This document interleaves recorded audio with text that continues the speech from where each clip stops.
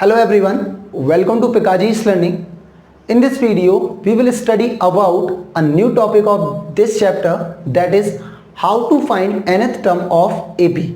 मतलब एक AP अगर हमें क्वेश्चन के अंदर दी गई है और हमसे बोला जा रहा है कि उस AP का 15th टर्म फाइंड करो, 17th टर्म फाइंड करो, 18th टर्म फाइंड करो, 21st टर्म फाइंड करो, तो हम कैसे उसको फाइंड कर सकते हैं, इन सभी चीजों के बारे में हम देखेंगे इस वीडियो के अंदर. So let's get started.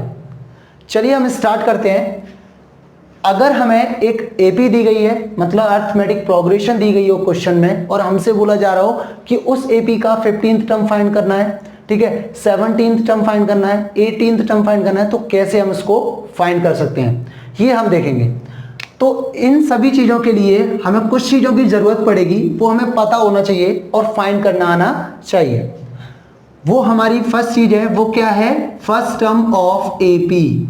जो भी हमें एपी दी गई है उसका फर्स्ट टर्म हमें पता होना चाहिए, और फर्स्ट टर्म कहाँ होता है ये भी हमें पता होना चाहिए. जैसा कि हम प्रीवियस वीडियो में देख चुके हैं कि फर्स्ट टर्म क्या होता है और कॉमन डिफरेंस क्या होता है, एक अर्थमेटिक प्रोग्रेशन क्या होती है, इन सभी चीजों के बारे में हम देख चुके हैं प्रीवियस वीडियो के अंदर.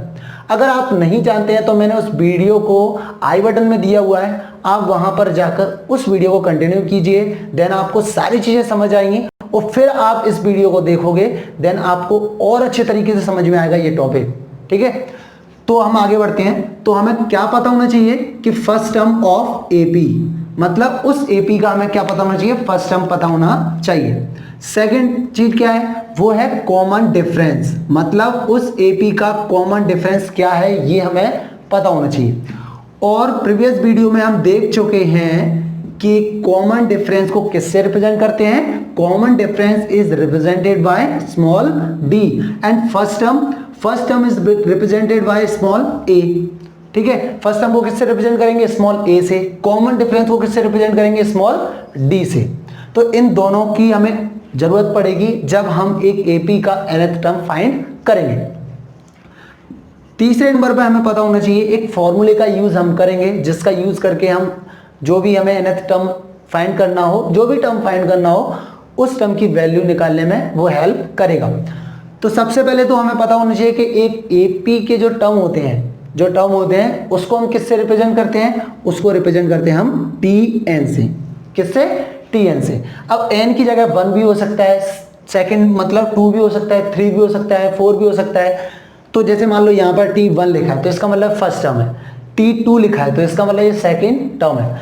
तो इसको हम स्मॉल ए एन से भी रिप्रेजेंट कर सकते हैं. ठीक है, और ये वाला जो फॉर्मूला मैं लिखूंगा अभी, तो उसको हम लास्ट टर्म की वैल्यू, मतलब अगर हमें किसी भी एपी का लास्ट टर्म निकालना हो, बिल्कुल एंड टर्म निकालना हो, तो हम उसको इसी फॉर्मूले का यूज करके निकाल सकते हैं. मतलब लास्ट टर्म का जो फॉर्मूला है वो और जो टी एन का फॉर्मूला है वो दोनों कैसे हैं? सेम है. तो क्या फॉर्मूला है वो है A plus N minus 1 into D.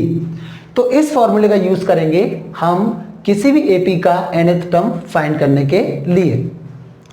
अब हम इन चीजों को एक एग्जांपल के द्वारा समझते हैं. ठीक है, और आगे बढ़ने से पहले मैं एक चीज और बताऊंगा, वो है कि कॉमन डिफरेंस को कैसे फाइंड किया जाता है. कॉमन डिफरेंस किससे रिप्रेजेंट किया जाता है? स्मॉल डी से. इसका जो फॉर्मूला होता है वो क्या होता है? T2 minus T1. इसका मतलब क्या है कि जो सेकंड टर्म है वो मतलब एक एपी का दूसरा पद मतलब सेकंड टर्म, और T1 मतलब फर्स्ट टर्म. अगर सेकंड वाले में से फर्स्ट वाले को सब्ट्रैक्ट करते हैं तो हमें किसकी वैल्यू मिलती है? कॉमन डिफरेंस की वैल्यू मिलती है. तो हमें इसकी भी जरूरत पड़ेगी, क्योंकि देखो फॉर्मूले के अंदर कौन कौन सी चीजों की जरूरत है हमें. देखो पहला तो फर्स्ट टर्म मतलब ए की वैल्यू चाहिए, और डी की वैल्यू चाहिए, और ये एन क्या है?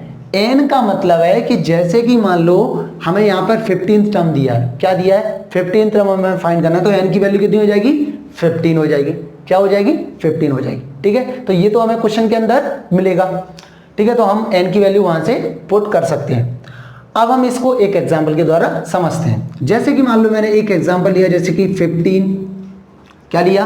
15, 17, 15, 17 और फिर मैंने लिया 19, फिर मैंने लिया 21 और आगे की ओर ये बढ़ता जाएगा। तो ये एक हमें एपी दी गई है। अब हमसे बोला जा रहा है कि इस एपी का 17th टर्म फाइंड करो। क्या फाइंड करना है? 17th टर्म फाइंड करना है। तो बताओ n की वैल्यू क्या होगी? n की वैल्यू तो हमें यहीं से मिल गई। n की वैल्यू कितनी है? 17 है। और हमें किसकी जरूरत पड़ेगी? और हमें a की वैल्यू की जरूरत पड़ेगी। a मतलब क्या है? फर्स्ट टर्म है। तो बताओ पहला जो नंबर होता है वो क्या होता है? फर्स्ट टर्म होता है। तो a की वैल्यू 15। सेकेंड नंबर पर हमें किसकी जरूरत पड़ेगी? कॉमन डिफरेंस की। कॉमन डिफरेंस मतलब कैसे निकालते हैं? t2 माइनस t1 मतलब second term minus first term. तो सेकेंड टर्म क्या है बताओ? तो d की वैल्यू हो जाएगी 17 माइनस 15, कितना हो जाएगा हमारा? 2 होगा। तो d क्या है? पॉजिटिव है। क्या है? d पॉजिटिव है। अब हम इसको आगे की ओर, अगर जैसे मान लो नेक्स्ट टर्म हमें फाइंड करना है तो हम 2 को क्या करेंगे? ऐड करते जाएंगे, ठीक है, और हमें अगले जो टर्म है वो मिलते जाएंगे। तो हमें a की वैल्यू मिल गई, d की वैल्यू मिल गई, ठीक है। अब हमें n की वैल्यू फाइंड करनी थी तो n की वैल्यू यहीं से मिल गई, क्योंकि 17 टर्म फाइंड करना है ना। अब हम किसका यूज करेंगे? हम फॉर्मूले का यूज करेंगे। तो लिखेंगे वी नो दैट, क्या जानते हैं हम कि जो nth टर्म होता है वो tn इक्वल टू क्या होता है? a plus n minus 1 into D. अब हम इनमें इस वाले फॉर्मूले के अंदर इनकी जो वैल्यू है वो पुट कर देंगे। तो बताओ t, यहाँ पर t n की जगह क्या लिखूंगा? 15 लिखूंगा। तो t मतलब 17 टर्म हमें फाइंड करना, तो यहाँ पे क्या लिख दूंगा? 17 कर दूंगा, ठीक है।